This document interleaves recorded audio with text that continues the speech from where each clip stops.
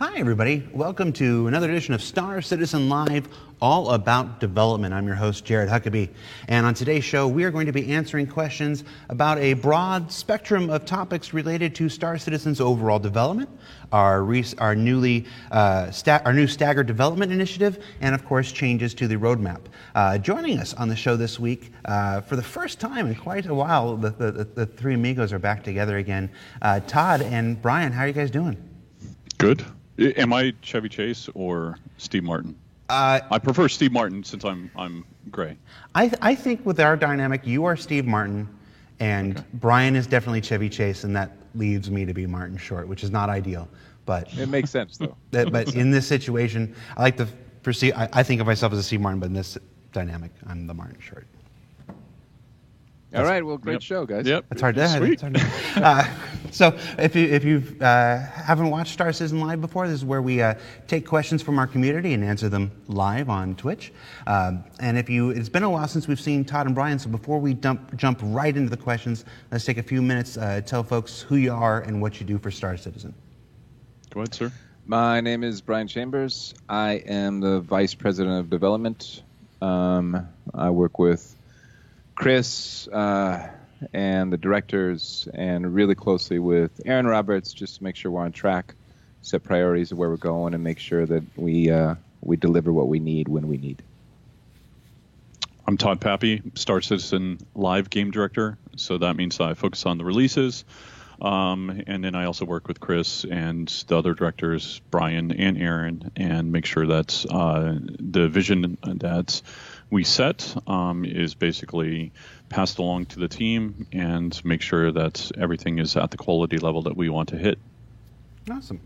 Now, I should say that later on in the show, we're going to be joined by a third member, Chad McKinney.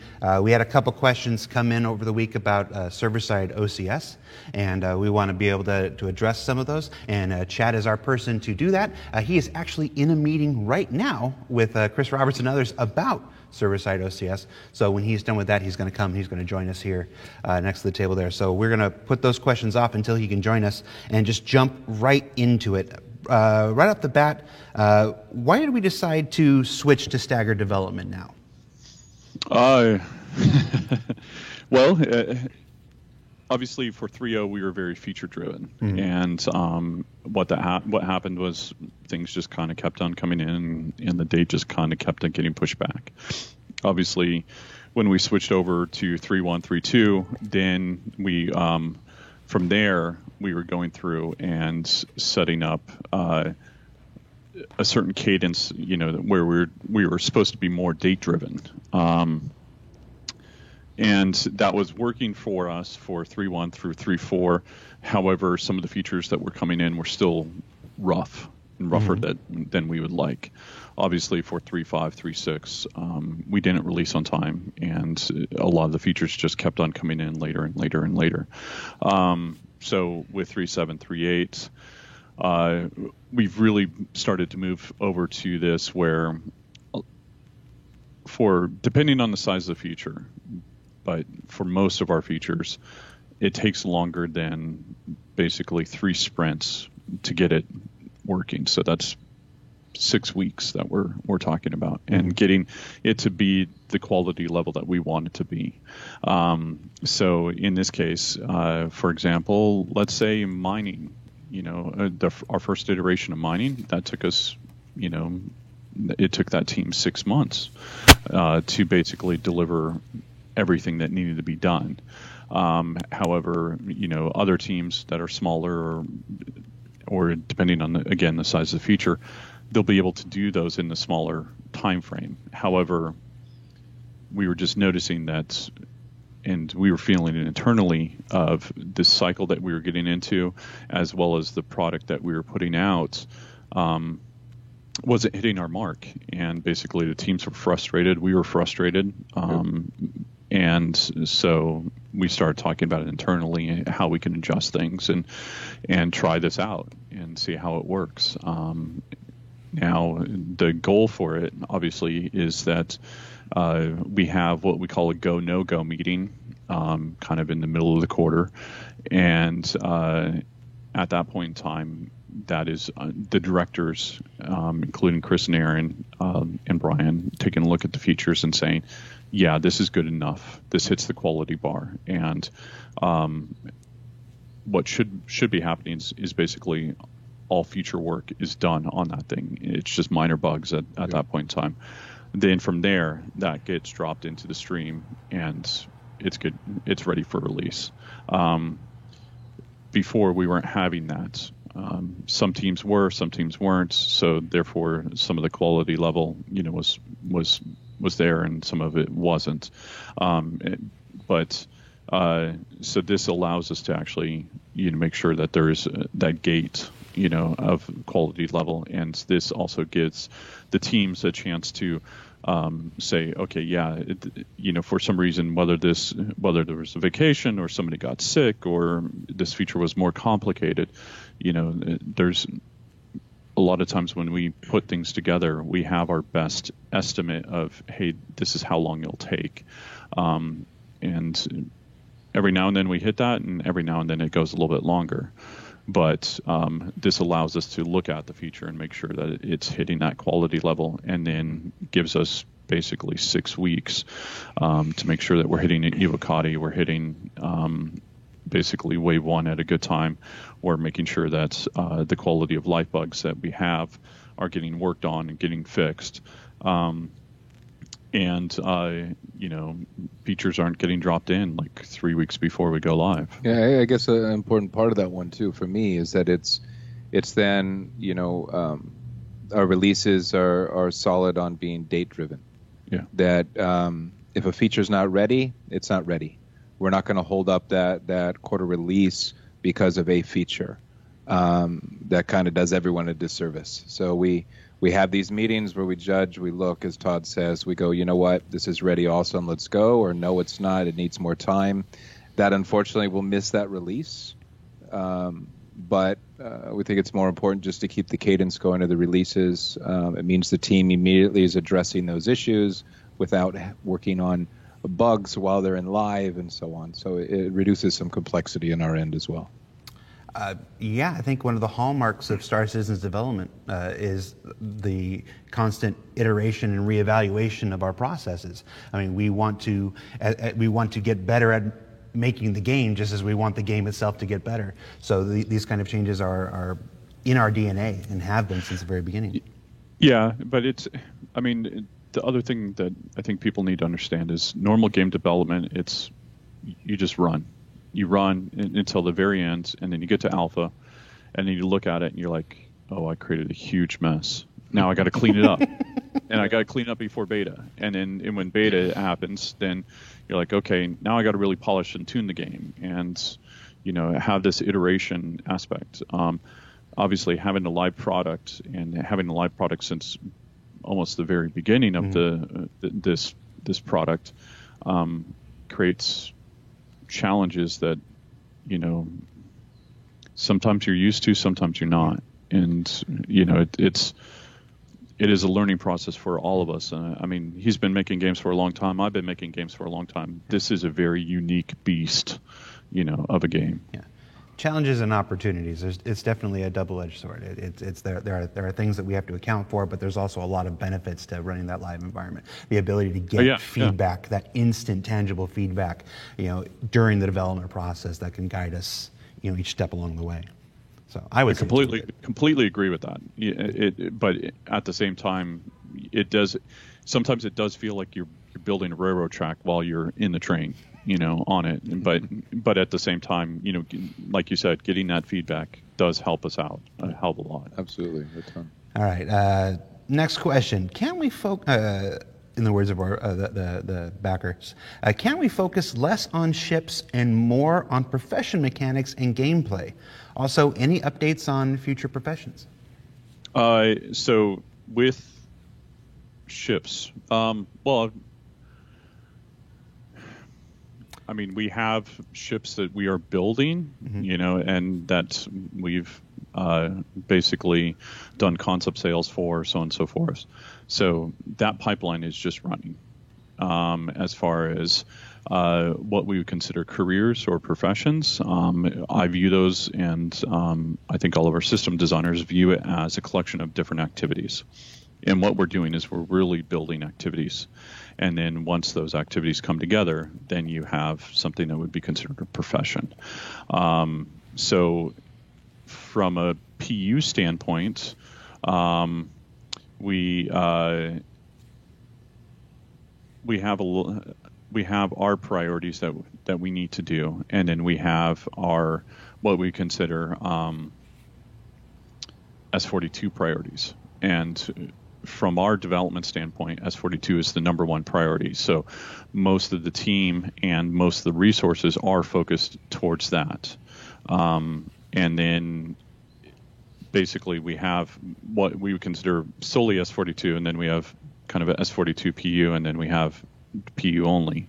So if those professions or things are not needed in S42, they're not going to get as much love.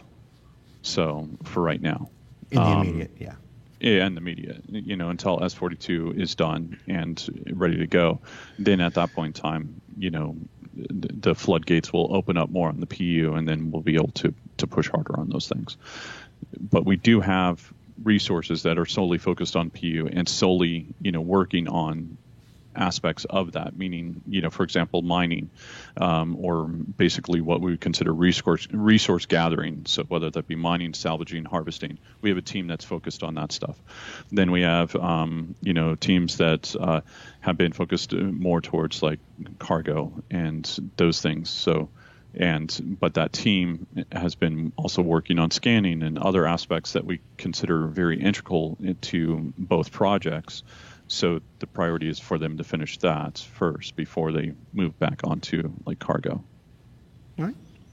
The next question from the chat is I think the last thing was, what are the professions that we're looking at? What are the current status of professions right now? Well, I mean, mining is in progress. Mm-hmm. And so we've done basically, obviously, prospector mining. We will need to do Orion mining once that starts getting ready. We're working on FPS mining. From there, we've got obviously salvage, but again, all of those to me are kind of resource gatherers.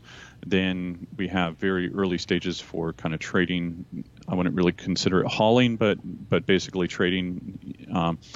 Then there's piracy, there's security, or basically mercenary, and bounty hunting, and those would be the kind of the first five that we would be focusing on. And then there would be kind of secondary ones, which would be like refueling, rearming, that kind of stuff.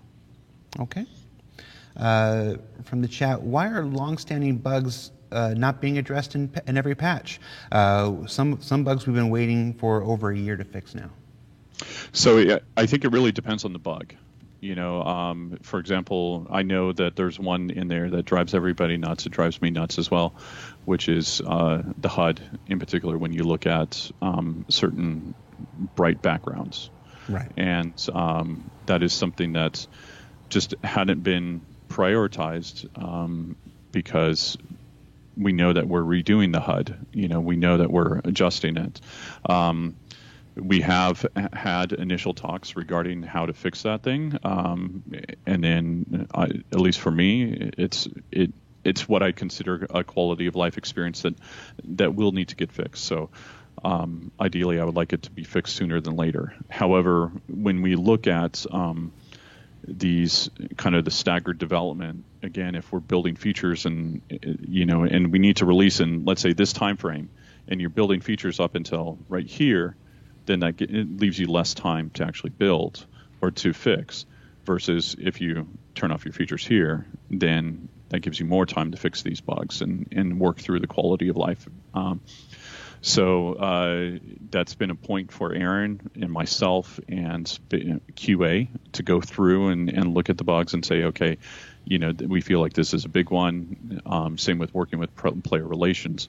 And those get prioritized in what we would consider a gameplay experience aspect, and whether that be a moderate or trivial or just a minor bug versus only focusing on criticals and blockers. So we've changed our pipeline to actually get those incorporated into getting fixed throughout the quarter as well. So you will start seeing those quality of life issues be slowly resolved. That's been a push with you and the other guys for probably a good 3, 5, 6 weeks now. Yeah. At Well, least, for me, it started longer. Yeah, It started in April. About us actually getting them in production, talking it through with QA and so on, to where Yeah. we're really going, okay, well, it's so easy as we kind of go back to the previous question, building the tracks while you're on the train. We're moving so fast, moving forward and looking at these future things. We really need to stop, and it was everybody taking the time and Todd taking the initiative to go, well, there's some bugs that have been there for a while, and you know what, we don't like them either. So actually, let's take the time, take a breath, put them on the roadmap, or put them on people's schedules to actually address these things. So, as Todd said, with releases, we're slowly whittling away at these things that people have seen for a while. But I think with the quality of life stuff, when we take these bugs into account, we know internally kind of roughly when we think we're going to be. Let's say, for example, the UI. We know that we're redoing that ship UI right now. So if we have an MFD bug, then we might be looking at saying, okay, is that going to be fixed based off of us doing the new MFDs? Or can we live with it for a little while? So there's that kind of juggle that we do. Right. And you don't want to put in a fix that's going to be overwritten by the new UI in just a couple We don't weeks want to waste time. Yeah. We want to be as efficient as we possibly can. And then it's just us looking at it and saying, okay, do we really think that, let's say in the next 6 weeks, do we feel like this is going to get resolved? Or in the next 3 months, yeah, okay, then we won't do it. But that's kind of the juggling act that we go through every quarter. And that's a big part. You touched on this a bit, but it's a big part of why this new staggered development initiative is taking place. It's that desire to have more time to spend addressing bugs and addressing these quality of life issues. So if all things go as we hope they will, this will lead to an overall improved experience and many of those long-standing bugs being addressed. Yeah. I mean, I've never seen a game developer get it right the first time.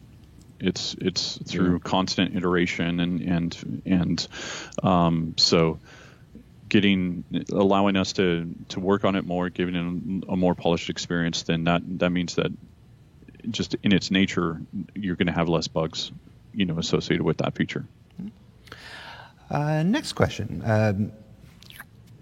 Let's see here. How much is the actually no, we're going to wait for chat on that one. So this one is actually for me. It says, why was the second Pillar Talk video not about pillars? As this specific term was coined by Chris Roberts himself, outlined in the CitizenCon 2948 Road to Release presentation. Is this an indicator that those pillars have been abandoned and replaced by other goals? Absolutely not. When we make Pillar Talk, obviously we've only done 2 episodes of Pillar Talk, so we are still exploring format and all the different areas that we can touch on with that particular format. For this second episode, we had Aaron here. He was visiting the studio at the time, and we knew we were moving towards. We had already moved towards this staggered development initiative, and we thought this was a good opportunity to have him talk about that very candidly with John and Eric, and attempt to shed some light about why we're doing a lot of the things that we're covering here today.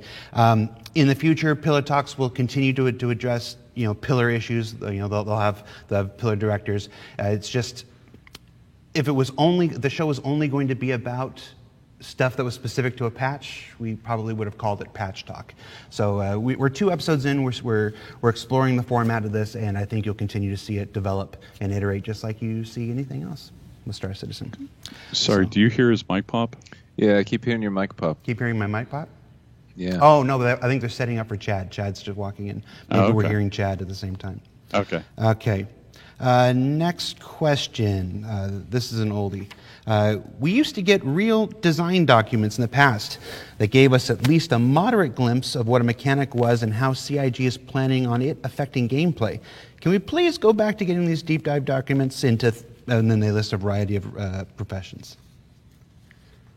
So with that, I mean, we've internally changed the way that we do things. Mm-hmm. So a lot of times with those documents, they went into a very, very deep detail, and I don't think that we've hit all of those details once, on one thing. So internally, we have what we consider a tier 0, tier 1, tier 2 kind of thing. Mm-hmm.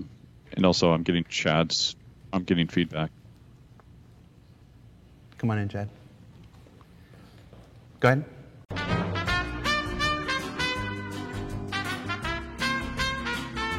And so that's pretty much where we're at on server-side OCS. Thank you for spending your time going through that lengthy. It's been a pleasure.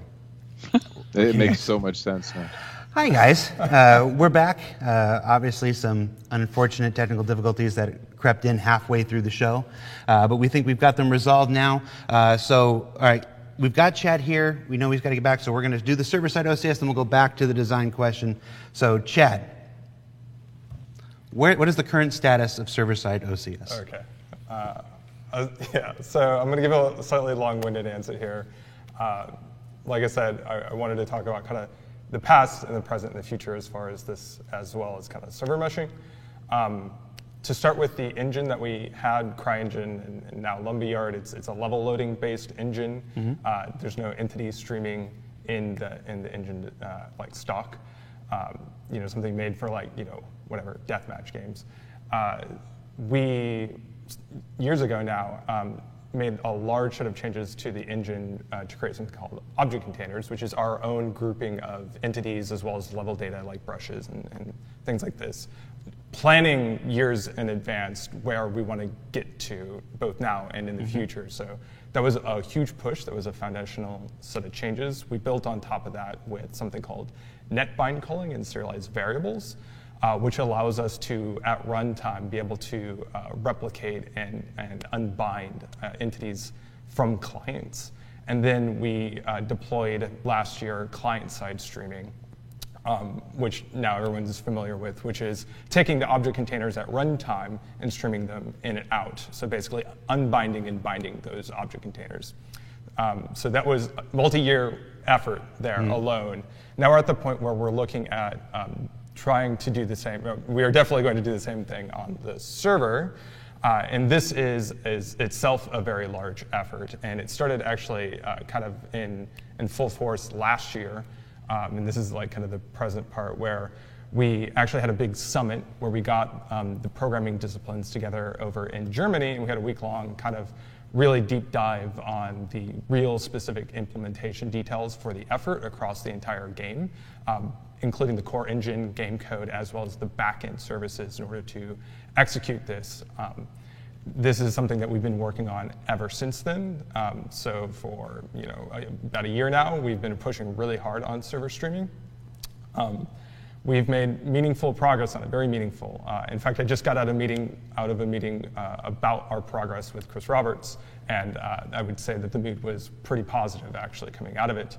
So some notable things that have happened so far include we've done a large set of changes to object containers as far as how they load entities. We've now separated things out into what are called dynamic entities and static entities, which gives us a certain amount of information that we need about what is streamable in the universe and what is not. So that's a big set of changes. Another thing that we did is we've made something called a star hash service, or star engine service rather. And star engine services are game services that are written in a way that's similar to game code, but can be deployed as a cloud service. Then we've taken this framework and we've built something using it called the star hash service. And star hashes are our version of kind of a coordinate system across the universe, similar to geohashes, if anyone's familiar with that concept.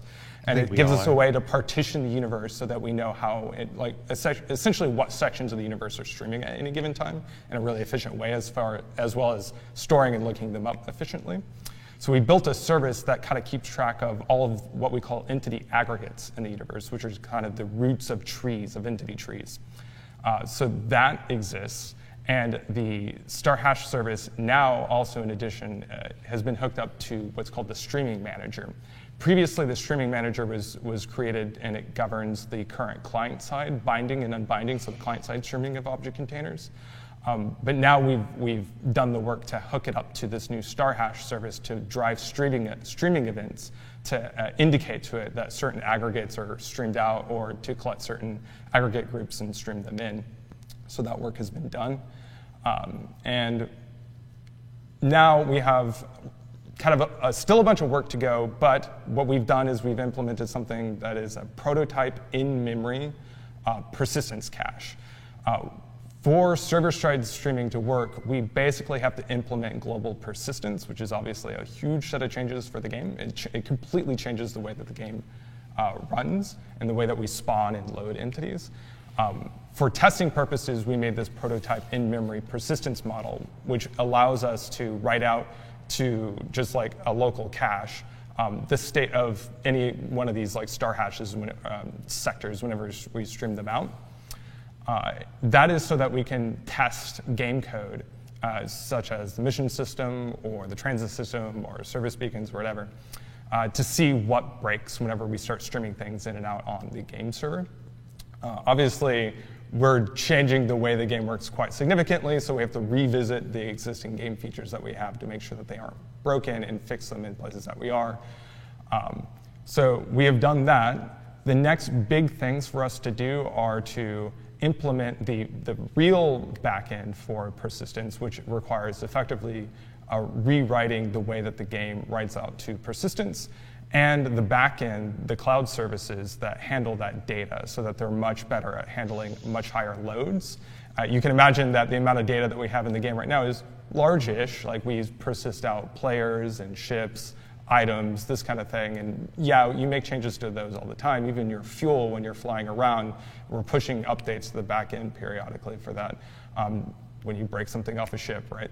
All those changes are persisted, but now we're looking at the whole universe for all the game servers and the whole game, right? So there's a much higher volume, so we're having to do a really big set of changes on the back end side to be able to handle that load. That work is in progress, has been in progress, and is going to continue.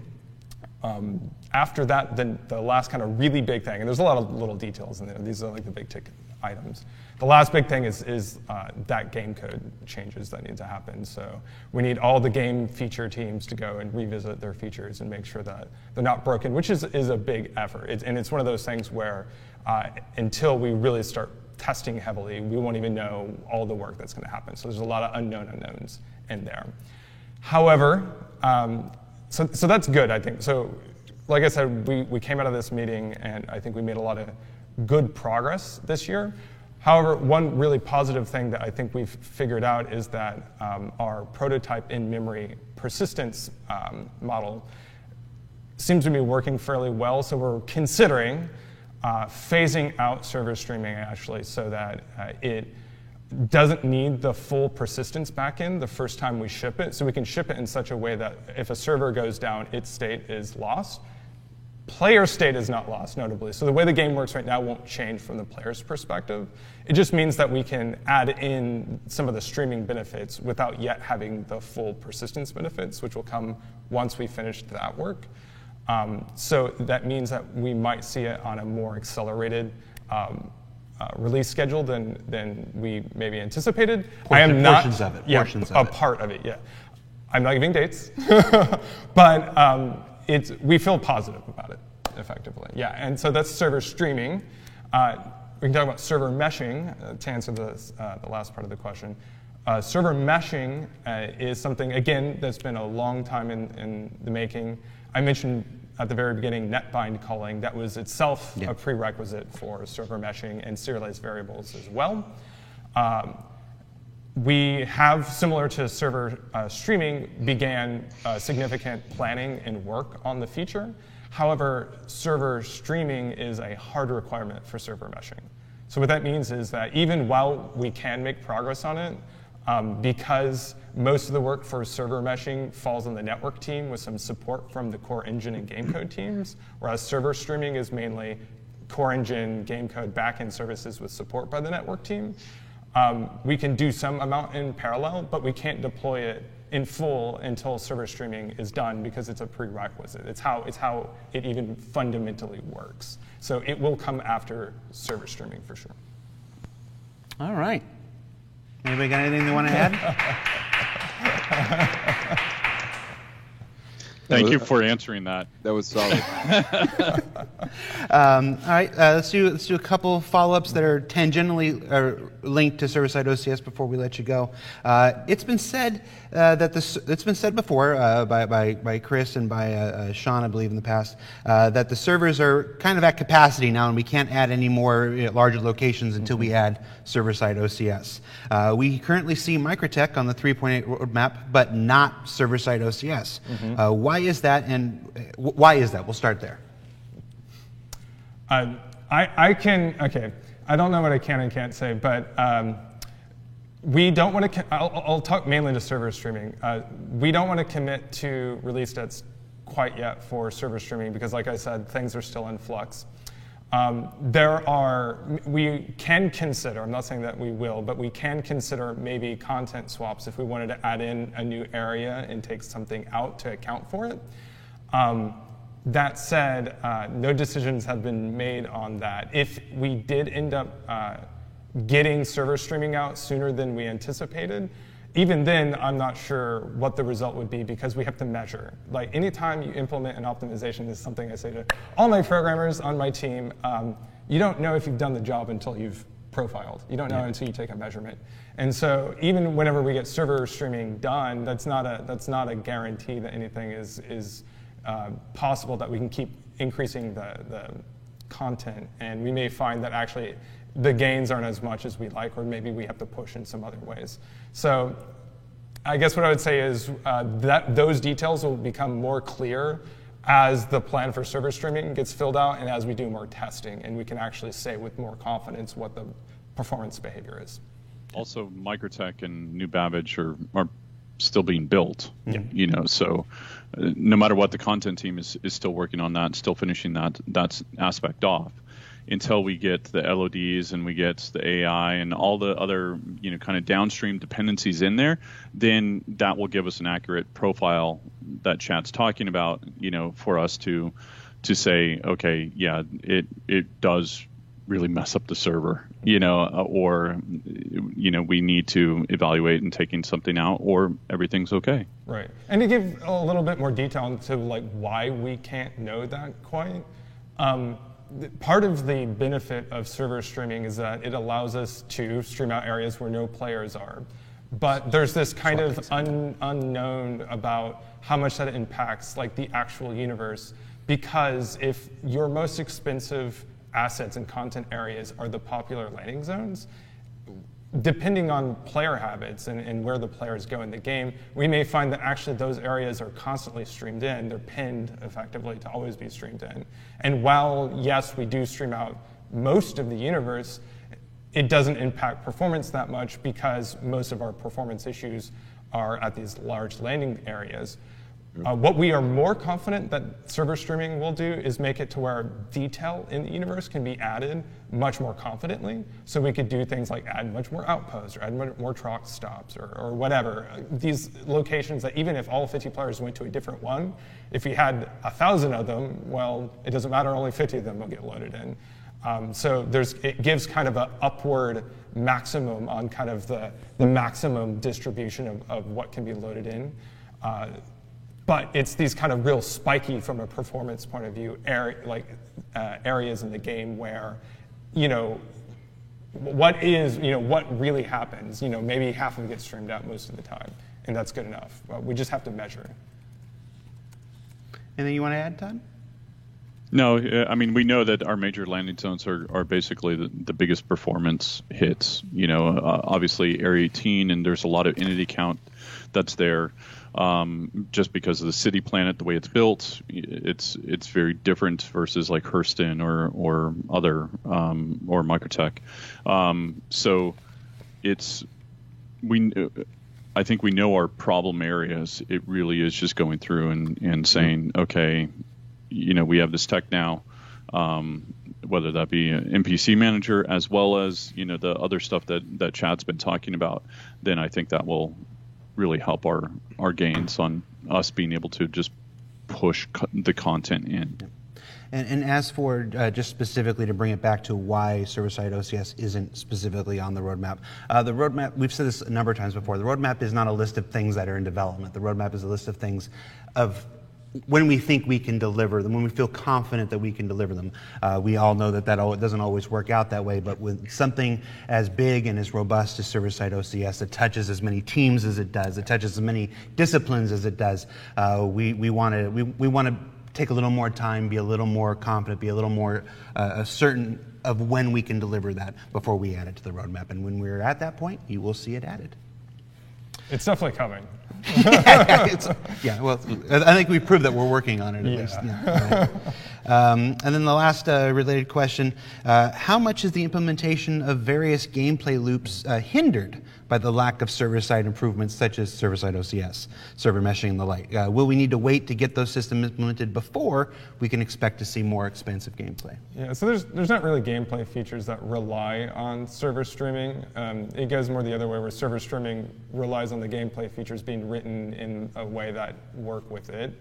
But it's not like something needs to be streamed out to work correctly. I mean, really what it gives you is just a way to scale better so that we can put more content and more features in, but not so much that there's some added behavior or feature that this adds in that now the feature can do something it could not before. There are some interesting things that the tech that we write to create server streaming can enable, but it's not server streaming that does it. It's more that the foundational technologies that we make in order to create server streaming themselves could lend to some interesting feature development. And this is especially true, to give it a perfect example, actually, the global persistence. Server streaming requires global persistence to work. We have to stream out an area and store it out. Exactly. But obviously, global persistence is something that we really want in the game. Global persistence doesn't require server streaming. In fact, we could have it without it, technically. Performance wouldn't be good. But it's something that we're making that you could think of as a feature that we made along the way in support of server streaming. Yeah. It can't be understated how important it is. If we're going to pull things out and put things back, we have to be able to remember where they were at. Otherwise, the whole thing doesn't work. Yep. I mean, the only thing, like Chad said earlier, the only thing that the game teams will be responsible for is making sure that their game code works with that. So obviously, if they're doing that, then they're not feature development. They are, but they're not. So it's a necessary evil, that we know that the feature teams have to go through in order to get us to this, the final journey. We had the same concept too, just with the initial implementation of the object containers. Yes. The unknowns were unknown at that point, so it was a bit of a roll of the dice, but we got it sorted. Since we're talking about persistence, this next question would like some clarification on persistence and the notion of ending wipes. Will persistence? They basically want to know if persistence will be the end of wipes. No. Yeah, I'm a good person to talk to about this. I agree with Todd. No,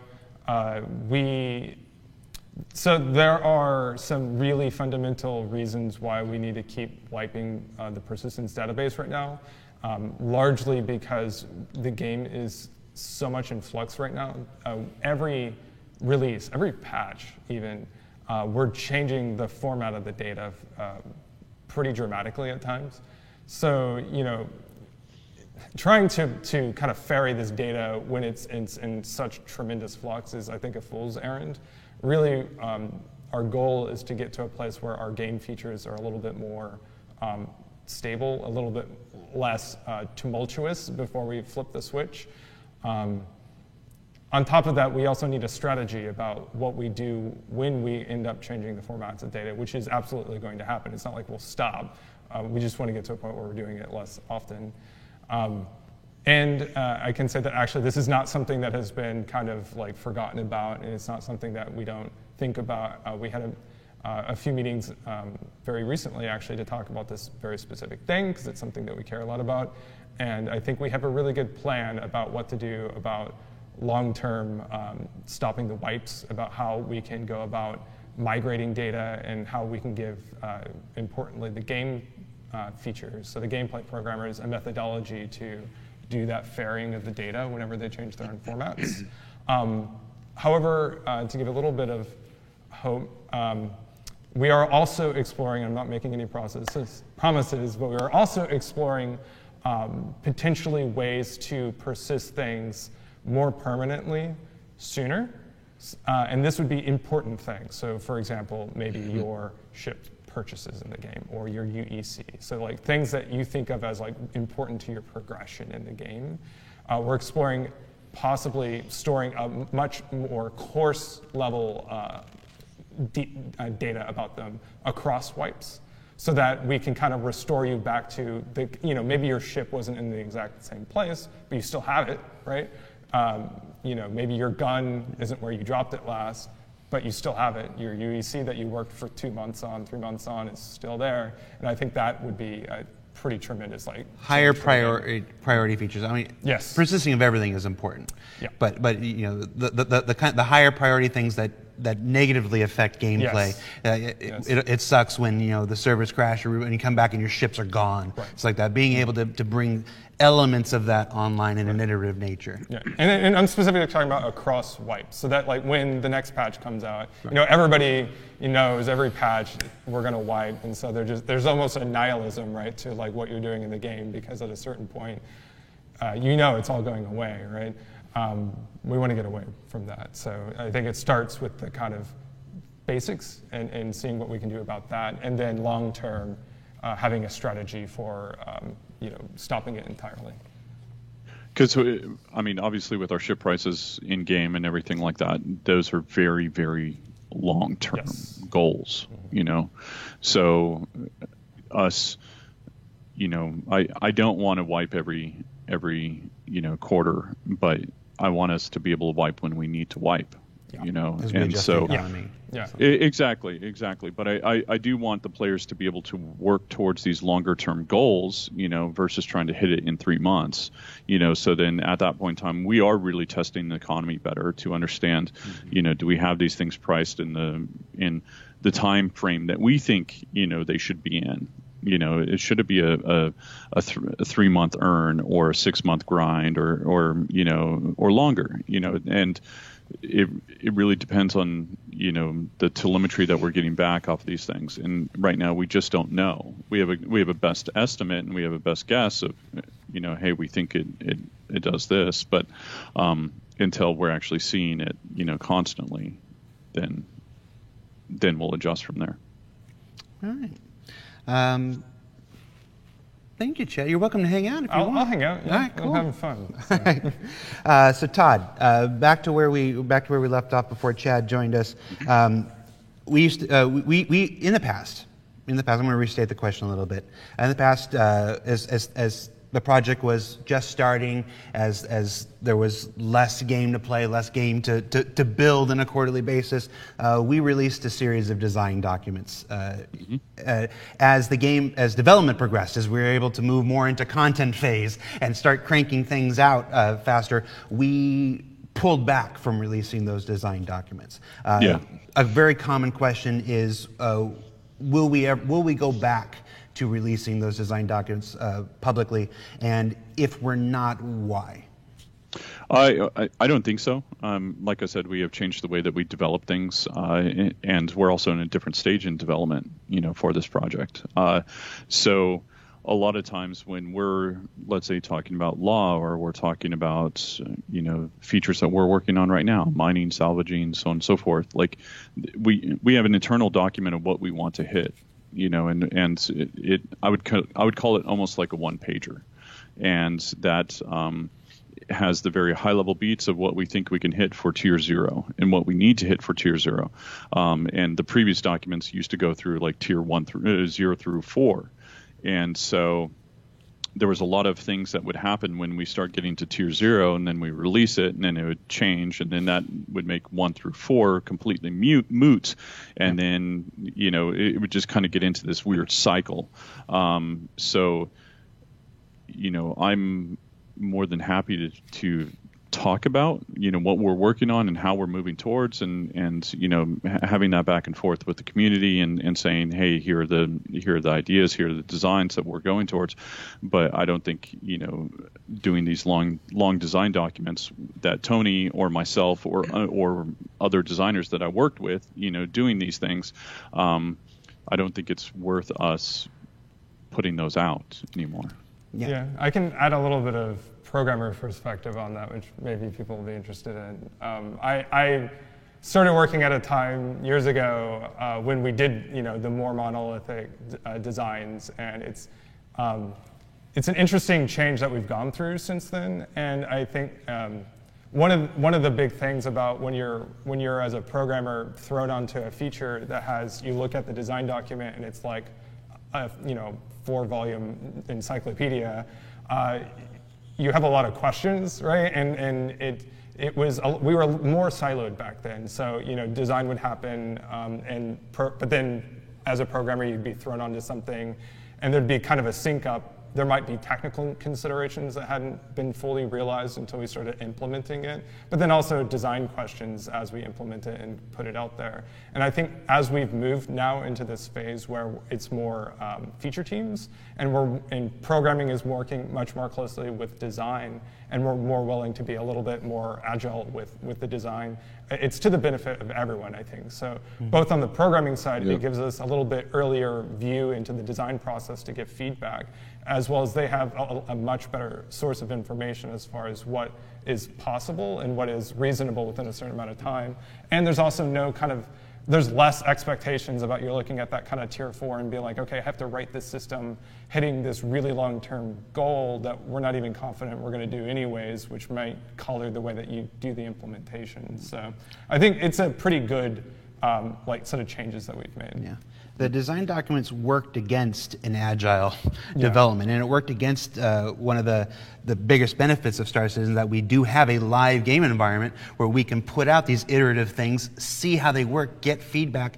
Folks who watched ISE yesterday may have seen the segment with Dave Coulson about the changes to proximity assist to the hover mode that just went out in the patch prior, in the big quarterly patch prior.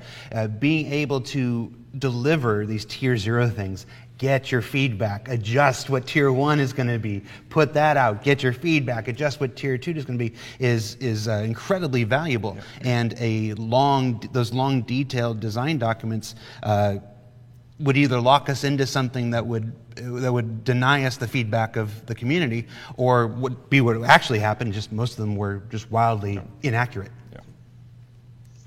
So that pretty much cover it, Todd? Yep. Okay, cool.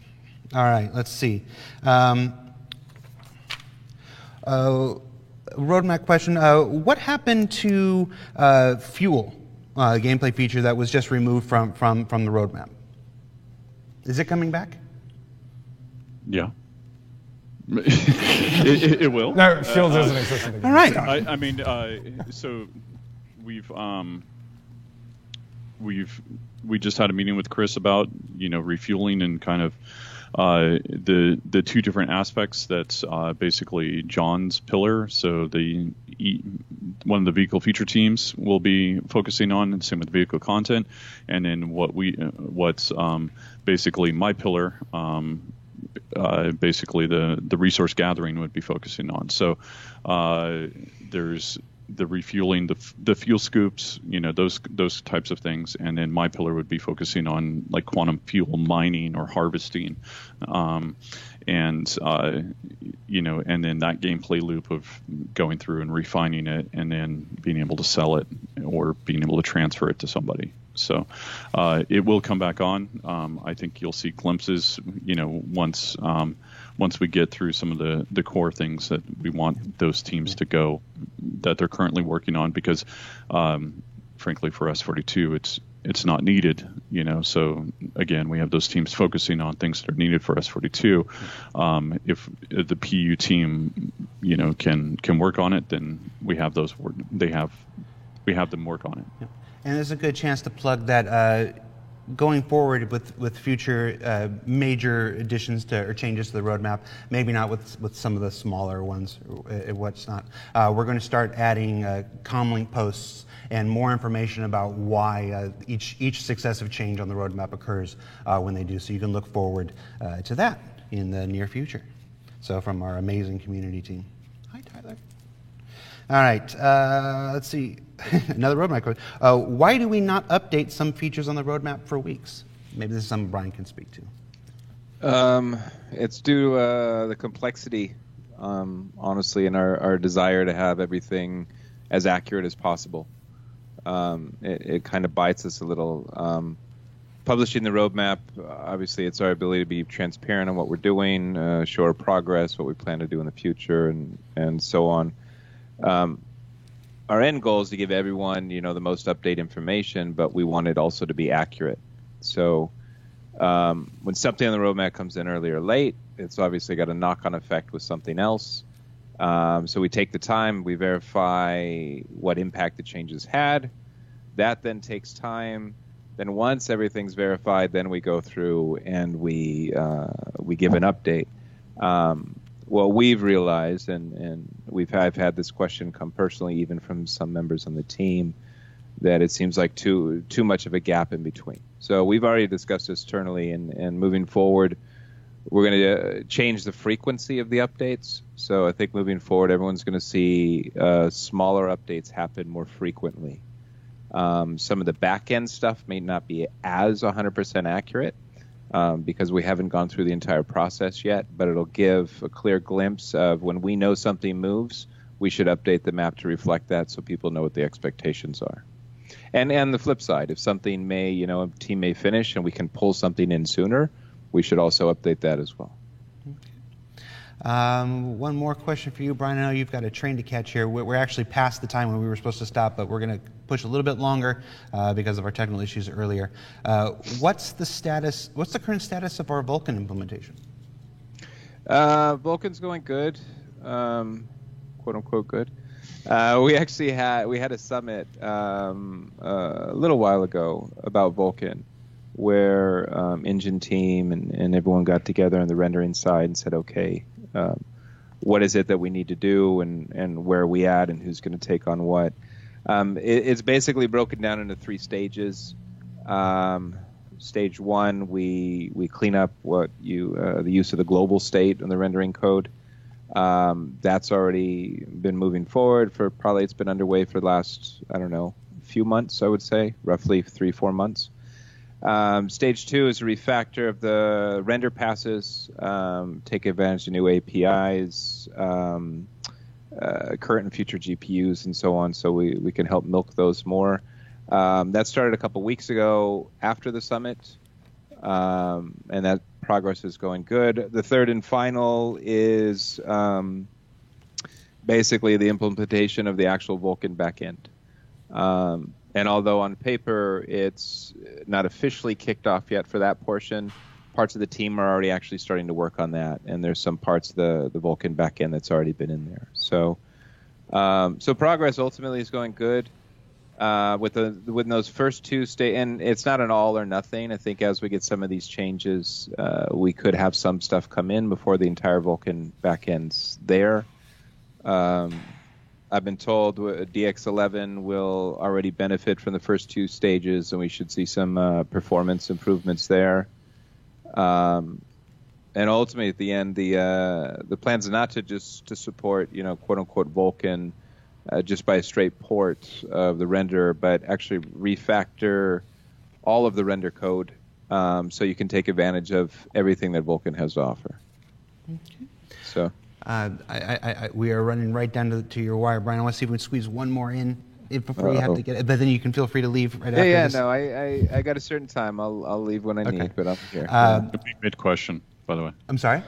It'll be mid-question. We'll just get up and walk. Yeah, absolutely. When I'm done, I'm done. That's it. All right. Once Squadron 42 Once Squadron 42 is shipped, will the PUC, the majority of developers who are working on Squadron 42, move over to the PU as their main focus? Yes and no. A portion of the team will probably roll over to the PU fairly quickly. I'm hoping there's, a handful of them that actually take a few days off because they'll be working really hard. But others will actually go directly onto pre-production and some probably forms of production for Chapter 2. And also important to note that some people or some disciplines actually won't be needed all the way to the end for Squadron, right? They're working now, but they'll roll off. So even before Squadron actually officially gets released, they'll be able to roll over to PU. So as we get further along, we'll constantly evaluate where we are, look at the resources, see the status of everything, and most likely update the roadmap accordingly with if that increases our progress on what we can provide for the PU, while the rest of the team readies themselves to jump onto Chapter 2. All right. And for those of you in chat who seem surprised that, yes, Squadron 42 has been from its inception perceived as a trilogy. So next question, ship combat. This sounds like a Todd question. Ship combat has several problems. It's a Chad question. Yeah, let's have Chad talk about ship combat. Hear it up slowly. Ship combat has several issues, as stated in the top voted 361 feedback thread. Is there a team working on ship combat, and can we expect significant tuning in 3.7 or 3.8 or just soon? Yes. So basically, what we did previously is we'd be working, and in particular, designers were not allocated, programmers were not allocated just to balancing. So we have created a balance team that for all quarter, they will be focused on balance issues, focused on fixing, things that just are not working the way that we want them to work. So that team just got created. And in fact, the main designer on it was focusing on the Vanguard before and building that. So, and then from there, he's moving over to really the tuning and polishing of these things. So, from his standpoint, you can see where he'd be working on things, and then he would only have a certain amount of time of tuning, and that's really how that team was working, where they would be building something, then they would be able to fit tuning in for about 3-4 weeks and do as many changes as they possibly could, and then go back to building something. So they didn't get into the cadence and as well as get into the balance changes that we want to do for long term. So you'll see stuff in 3.7. I think you'll see a lot more in 3.8, 3.9 kind of thing. So with that team, they're doing just general tuning passes. They're working on basically the pip and targeting problems, which would include the gimbal assist as well as the fixed gun problem, turret behaviors, making missiles its own mode kind of thing. The way to encourage kind of closer combat and to penalize, combat at higher speeds, kind of accuracy or shield degradation, those types of things, and more. So we're going to be able to tune and test and iterate on these things at a much faster rate than we have before. So now that we have these teams just focusing on that, then that's we view this as a core change, and then so getting the ships to feel right, getting the combat to feel right, having a little bit more of an intimacy, to the combat versus it being just pixel hunter. So that's our goal and our focus to really tighten that up, because that is needed for S42, and obviously it's needed for PU, but it at least the first iteration of S42 has to have that right. Yep. All right. Will there be remote logging outside of spaceships with the advent of large underground cave systems, as well as continued development of our planetary environments? What is our intent to allow players to log out without having to constantly go back to their ship every single time? CR's talked about it. and we talked about it internally, kind of how we can do it, or what we would do, whether it be let's say a tent or a sleeping bag or whatever. But it has been discussed, and I do think CR wants to be able to have these other ways of logging out that wouldn't be allocated just to the ship or a landing zone or a space station. Yeah, and something I would add to that is that we have already been working on things that will, if we want to go down that route, support it. Two things are, one, global persistence. But then another one is actually the persistent HABs is work actually that moves in that direction. So definitely it's something that on the tech side we've been anticipating. We're almost there. There's just two more. Can we have the ability to lock onto ground turrets? Guns do not converge properly if no target is selected. This didn't. Quick answer is yes. Quick answer is yes. Basically, we have it on the U.S. vehicle feature team. I don't think it'll be 437, but I would like to get it done sooner than later. Mm-hmm. And finally, before we let you go, we just added a 4.0 to the end of our roadmap with the changes that we made last week. Some folks think the logical patch number increase from 3.9 would be 3.10 as the 10th major patch for software version 3. With 4.0 on the roadmap, should we expect a similarly larger leap in gameplay experience like the one we saw with 2.0 or with 3.0? I would like to think so. I mean, I think obviously if we get server-side OCS, most of Stanton would be there, if not all. So having a full system there, like that to me is a huge, that to me is like a vertical slice. Yeah. This is a galaxy or a solar system for us, and so obviously we got more to create, but then that would be, hey, here's our stake in the ground. Here we have all the celestial bodies, in this. I think that would be huge and would warrant a number change. Absolutely. And for folks who look at the current, listing on 4.0 and don't see a whole lot there, I'm just going to say, keep your eyes and ears peeled. We've got a bit of time between now and then, and just wait for it. Right. Stuff will be added. Yeah. That's it. Guys, we did it.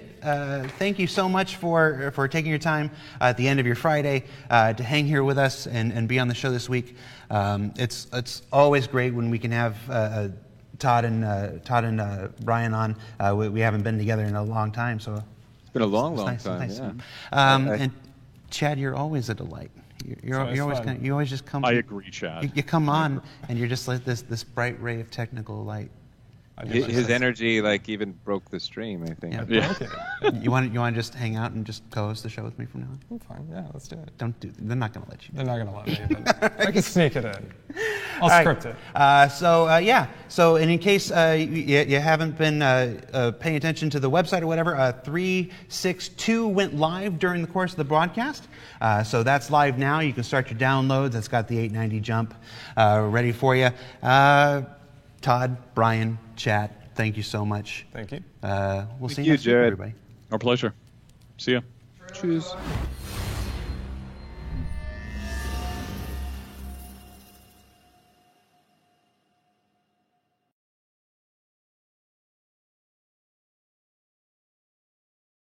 Thanks for watching. For the latest and greatest in Star Citizen and Squadron 42, you can subscribe to our channel, or you can check out some of the other shows, and you can also head to our website at www.robertsspaceindustries.com.